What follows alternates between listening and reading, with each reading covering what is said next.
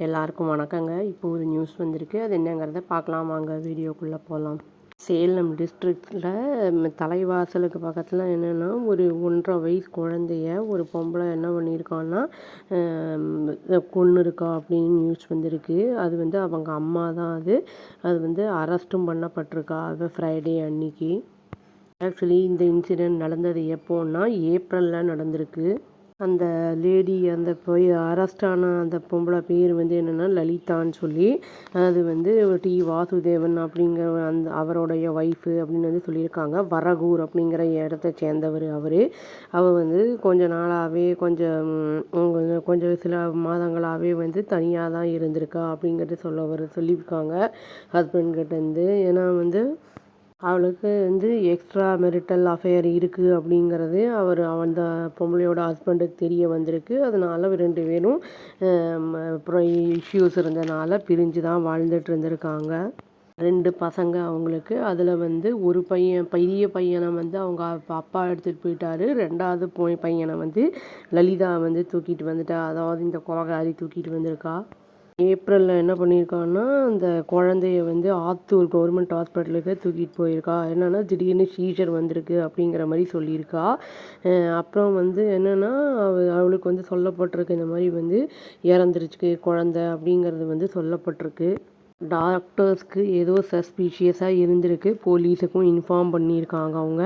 அப்புறம் இன்கொயரியில் என்ன தெரிய வந்திருக்குன்னா, அவள் வந்து அந்த குழந்தைக்கு விஷம் வச்சுருக்கா அப்படிங்கிறது தெரிய வந்திருக்கு. இதை வந்து போலீஸ் ஆஃபீஸர் தலைவாசல் ஸ்டேஷனில் இருக்கிறவர் வந்து சொல்லியிருக்காரு. கொஸ்டின் அவகிட்ட கேட்கும்போது என்ன சொல்லியிருக்கான்னா லலிதா, இந்த குழந்தை வந்து அவங்களுடைய ரிலேஷன்ஷிப் புதுசாக ஒரு ஆளை வந்து வச்சுருக்கால, அதை வந்து ரிலேஷன்ஷிப் வந்து ஒரு தடங்கலாக இருக்குது அப்படின்னு நான் வந்து கன்சிடர் பண்ணேன். அந்த மாதிரி நான் ஃபீல் பண்ணேன் அப்படிங்கிறத வந்து சொல்லியிருக்கா.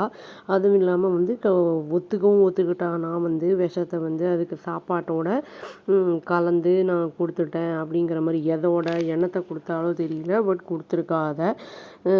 அதையும் வந்து அவள் வந்து ஒத்துக்கிட்டுருக்கா. ஆஃபீஸர் அதையும் சொல்லியிருக்காரு. இப்போ வந்து அவள் கஸ்டடிக்கு போயிருக்கா. இது வந்து கொலை அப்படிங்கிற அந்த இதில் வந்து புக் ஆகிருக்கு.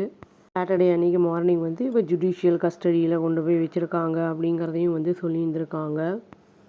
அதே மாதிரி தான் சென்னையிலையும் ஒரு இடத்துல 25 வயசு ஒரு லேடி என்ன பண்ணியிருக்காங்கன்னா, 3 மாத குழந்தைய வந்து கொன்னுட்டு அவங்களும் வந்து தன் உயிரை தானே மாய்ச்சிக்கிட்டாங்க அவங்க வீட்டில் அப்படின்னு வந்து சொல்லப்படுது. அமைஞ்சிக்கரையில் நடந்திருக்குது.